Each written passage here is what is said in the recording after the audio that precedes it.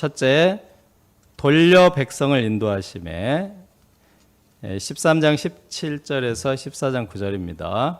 드디어 이스라엘 자손이 출애굽이 시작되었습니다. 하나님께서는 친히 이들을 인도하셨습니다. 그들의 목적지는 아브라함 때부터 약속하신 젖과 꿀이 흐르는 가나안 땅입니다. 애굽에서 가나안 땅으로 가는 가장 가까운 길은 지중해변을 따라서 이렇게 바로 올라가는 해변길이라고 불리는 하이웨이, 고속도로가 있습니다. 그런데 이 해변길 주변에는 전쟁을 아주 좋아하는 블레셋 사람들의 땅이 있습니다. 이 사람들은 전쟁과 약탈로 살아가는 족속들이고 원래 해적들이었습니다. 그래서 이 길로 지나가려면 전쟁을 치르고 이겨야 지나갑니다. 게다가 블레셋 족속이 한 족속이 아니고 그 해변길을 따라서 쭉 올라가면서 가사, 아스글론, 아스돗, 가드, 에그론 등 출애굽 후 불과 3, 4일 후부터 전쟁이 시작된다면 다시 돌아가고 싶지 않겠습니까? 그래서 하나님께서 쭉 뻗은 고속도로를 인도하셨다 갑자기 아래쪽으로 이제 홍해 광야 거친 길로 방향을 돌렸습니다. 먼 길을 돌아서 인도하고자 하십니다. 갑자기 출애굽하느라 정신이 하나도 없는 와중에 모세가 요셉의 유고를 가지고 나옵니다. 요셉이 살아 생전에 이스라엘 자손들에게 단단히 맹세를 시켰습니다. 하나님이 반드시 너희를 찾아오시리니 너희는 내 유고를 여기서 가지고 나가라. 단단히 맹세를 시켰습니다. 이집트는 무덤 문화가 특별합니다. 이집트의 상징 피라미드는 무덤입니다. 파라오들은 통치를 시작하자마자 자기가 묻힐 피라미드를 건설을 시작하였고 왕궁보다 무덤 짓기에 진심입니다. 왕의 무덤뿐 아니라 중요한 인물들의 무덤도 매우 화려합니다. 요셉은 7년 대흉년 때 지혜롭게 통치하여 애굽을 구한 인물, 이제 나라를 구한 위인입니다. 그래서 아마 상당히 좋은 무덤에 묻혔을 것입니다. 그런데 요셉은 자기 무덤을 파묘해서 해골을 가지고 가나안 땅으로, 약속의 땅으로 가라고 유언을 했습니다. 애굽의 총리의 영광보다 하나님의 백성의 정체성을 더 사모하였고 죽어서라도 약속의 땅을 밟고 약속의 땅에 뼈를 묻고자 하는 영적 소망으로 가득하였습니다. 이러한 요셉의 영적 소원은 이스라엘 자손들에게 나침판과 같은 영적인 방향이 되어 주었습니다. 때문에 이스라엘 인구 200만 인구가 갑자기 출애굽하는 그 정신없는 와중에 또 이제 빵 반죽도 없어서 생반죽 메고 나와서 무교병 먹게 생긴 이 급박한 상황에서 모세는 애굽 총리 요셉의 무덤을 파멸을 해서 해골을 이제 가지고 나온 겁니다. 모세의 출애굽 기념품은 요셉의 해골입니다. 여기서 하나님께서 인도하신 신비로운 방법, 낮에는 구름 기둥, 밤에는 불 기둥이 등장합니다. 밤에도 불 기둥으로 빛을 비추셔서 탈출을 계속하게 하셨습니다. 보통 고대에는 해가 지자마자 모든 활동을 중단하는데 이때는 이제 탈출을 해야 되기 때문에 하루라도 빨리 애굽의 영향권에서 벗어나야 하기 때문에 밤에도 행진을 한 것 같습니다. 그런데 다시 이제 잘 가다가 또다시 한번 길을 돌이킵니다. 그리고 사방이 막힌 바닷가에 장막을 치게 합니다. 그러니까 잘 가던 길을 두 번이나 돌아가는 길, 이렇게 막힌 길, 이상한 길로 돌이키더니 이제는 딱 배수진을 친 겁니다. 광야길을 잘 아는 사람들은 이제 벌써 낌새가 안 좋았을 것입니다. 이거 우리가 뭔가 잘못 가는 것 같은데 이런 생각이 들었을 것입니다. 그런데 이제 3, 4절을 보시면 이것은 바로 왕을 오판하게 만드는 전략이라고 합니다. 이스라엘 자손들이 막 이리저리 갈팡질팡 하다가 바닷가 한 구석에 장막을 딱 친 것을 보고 광야에 갇혔구나. 기회는 이때다 하고 이제 추격을 하도록 유도하는 군사적 전략이라는 겁니다. 하나님께서 바로와 그 군대를 통해 또다시 여호와인 줄 알게 하고자 하신 것입니다.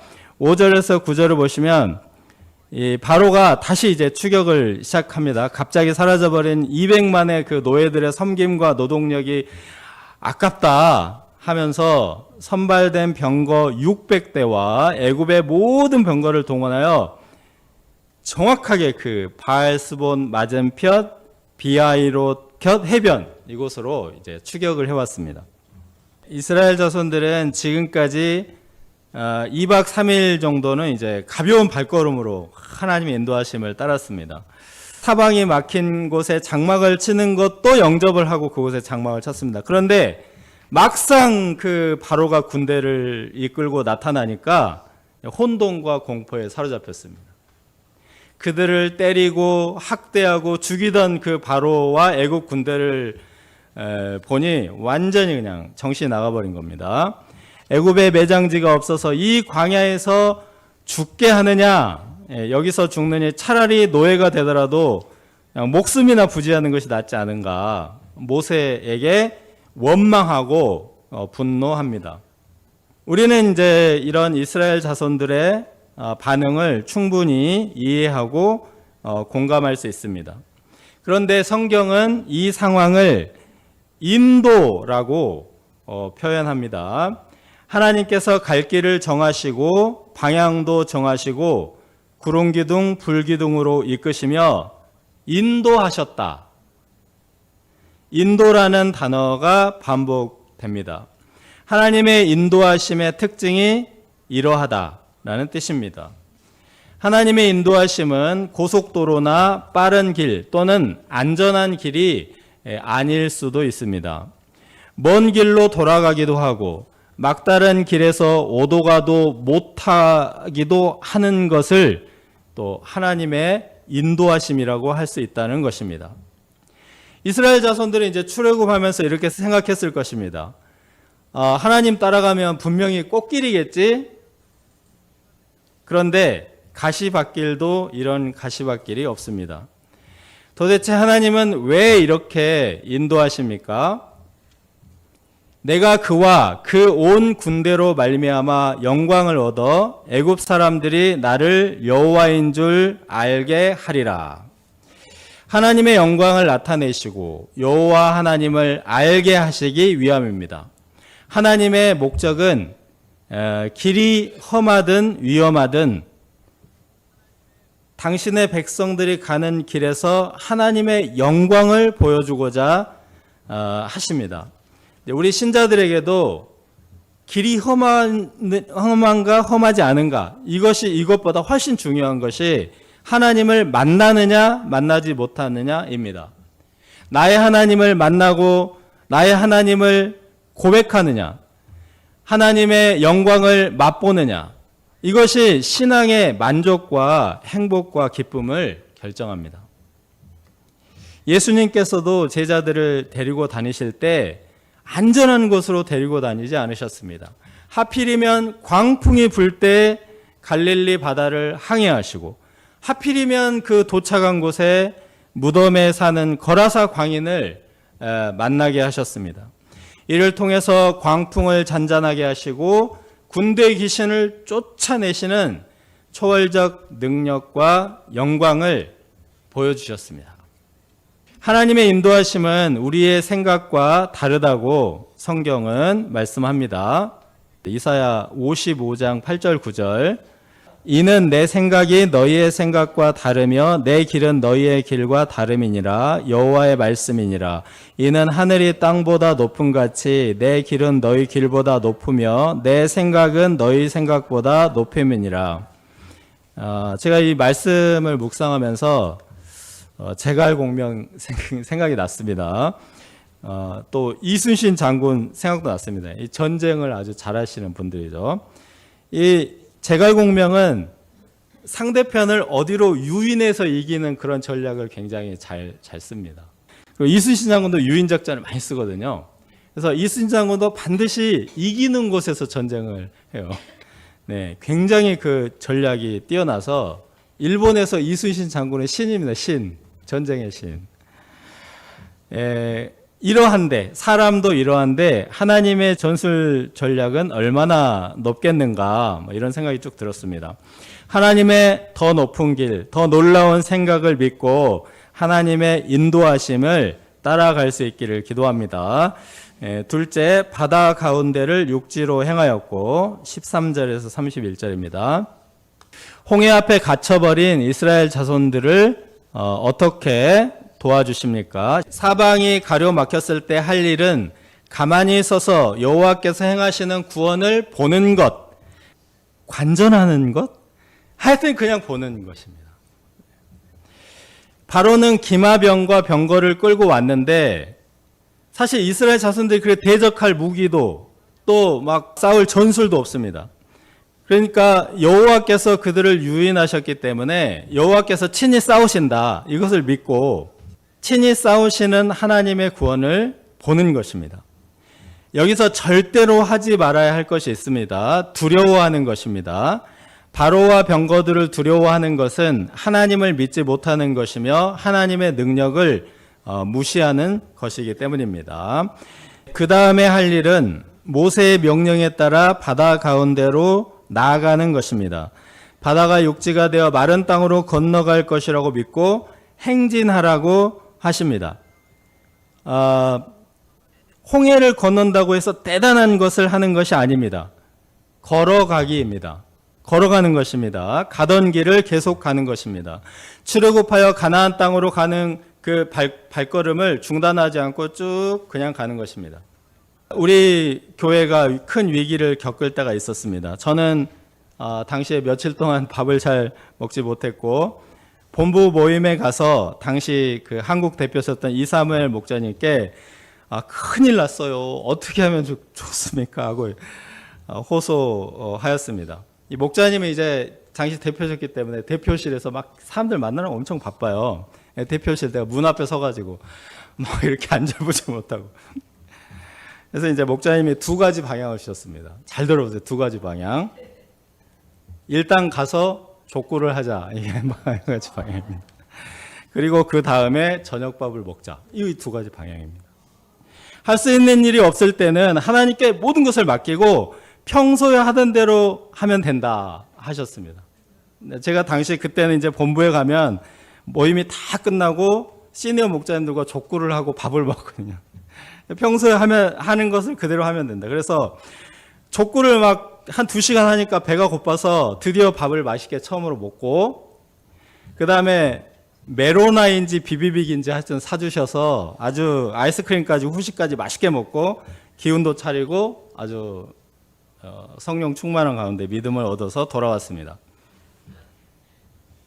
17절에서 20절을 보시면 다시 한번 하나님께서 바로의 최강의 군대로 인하여 영광을 얻을 것이다 라고 하시고, 불기둥 구름기둥으로 그들이 접근하지 못하게 이제 막아주셨습니다.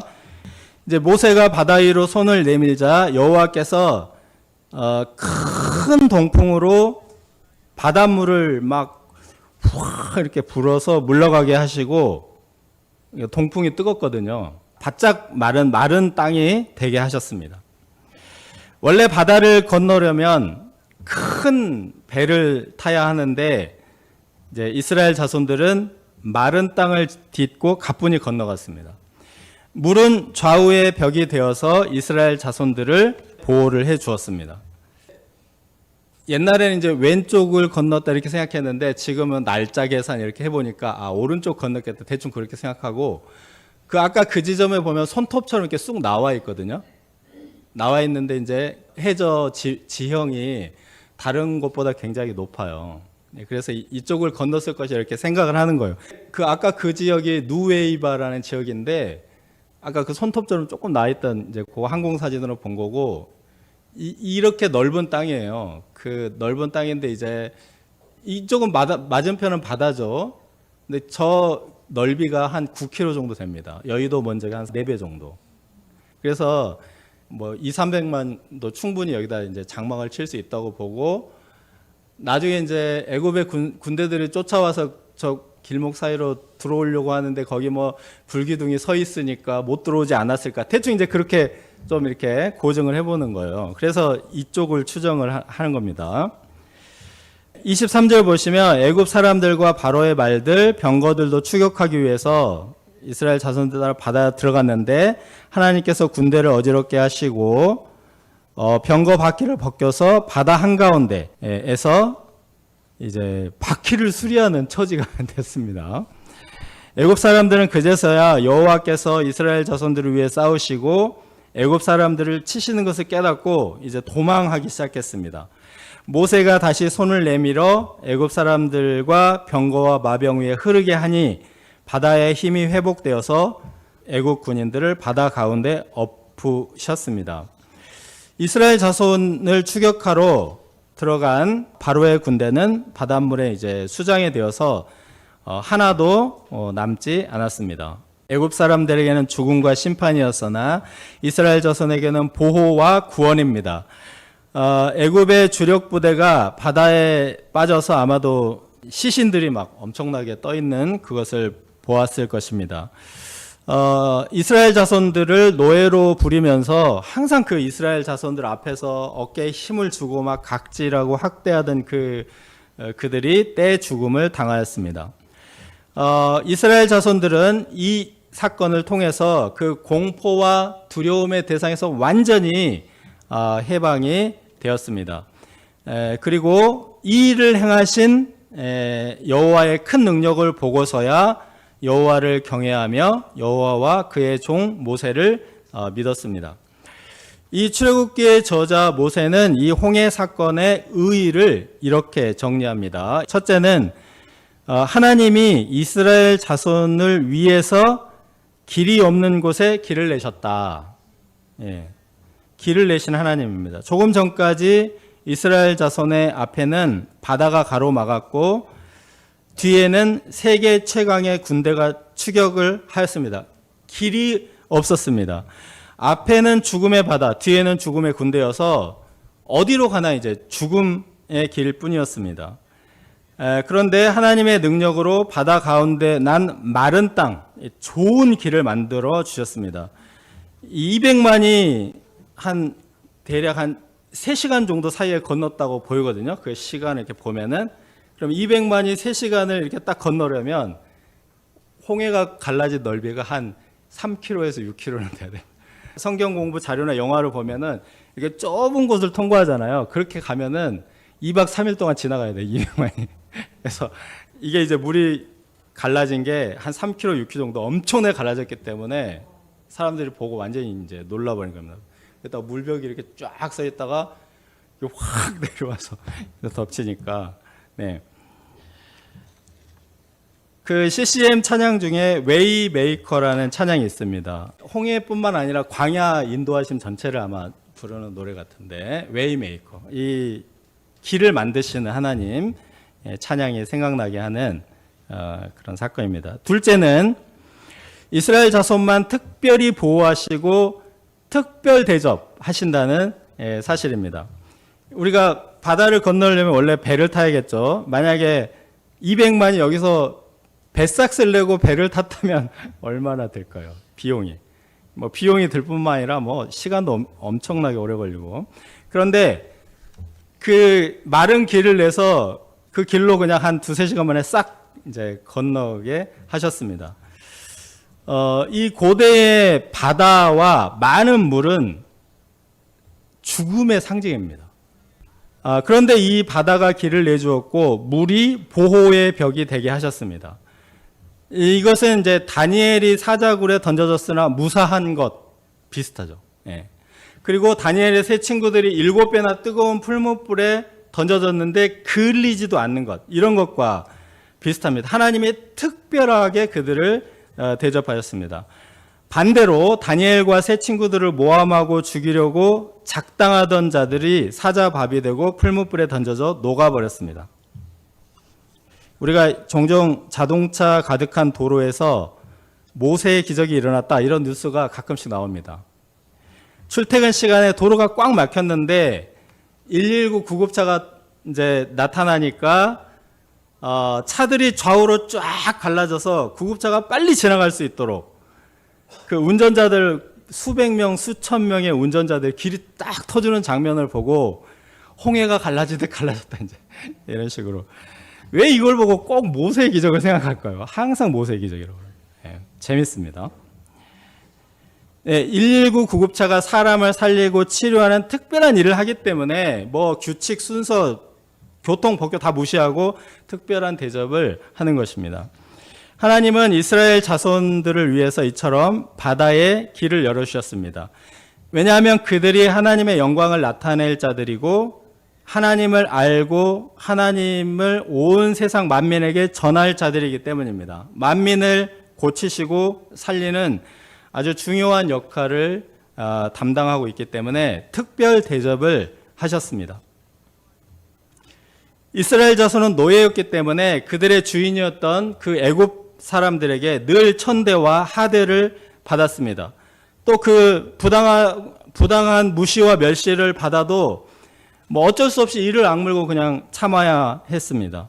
애굽 사람들이 이스라엘 신생아들을 나일강에 막 던져버리기까지 하지 않았습니까? 그렇다면은 그 이스라엘 자손들에게 무슨 짓을 못했겠는가, 얼마나 악행을 했겠는가 하는 생각이 듭니다. 그런데 뭐 그런 온갖 멸시천대 막 다 받아도 그냥 뭐 눈물 흘리고 피눈물 흘리고 견디는 수밖에 없었습니다. 하나님께서 그 애굽 사람들 앞에서 이스라엘 자손들에게 바닷길을 열어주셨고 애굽 사람들은 그 바다 속에 엎어버리셨던 것입니다. 홍해도화 사건의 기록은 계속해서 이 점을 강조합니다. 애굽 사람들은 빠져 죽은 그 길을 이스라엘 자손들이 마른 땅으로 밟고 건넜다. 목동이었다가 왕이 된 다윗은 원수 앞에서 길을 세워주시는 하나님, 원수보다 영화롭게 해주시는 하나님을 고백합니다. 시편 23편 5절에 주께서 내 원수의 목전에서 내게 상을 차려주시고 기름을 내 머리에 부으셨으니 내 잔이 넘치나이다. 저는 이제 청년들이 장례를 어떻게 준비해야 하느냐 이렇게 물을 때 항상 이렇게 대답합니다. 둘 중에 한 가지를 확실하게 갖춰라. 그 누구도 나를 대체할 수 없는 탁월한 실력을 갖추든가. 그럼 어디서 모셔가겠죠. 아니면 하나님을 믿는 확실한 믿음을 갖추든지 하나님께서 도와주시겠죠. 그런데 전자는 되게 좀 어렵지 않습니까? 막 기업에서 막 발목 붙잡고 가지 마세요. 이건 좀 어려운 것 같습니다. 그래서 저는 하나님을 믿되 세상이 감당하기 힘들 정도로 믿는 자가 되라고 권하고 싶습니다. 전능하신 하나님께서 이런 사람들에게는 홍해를 갈라서라도 갈 길을 가게 하십니다.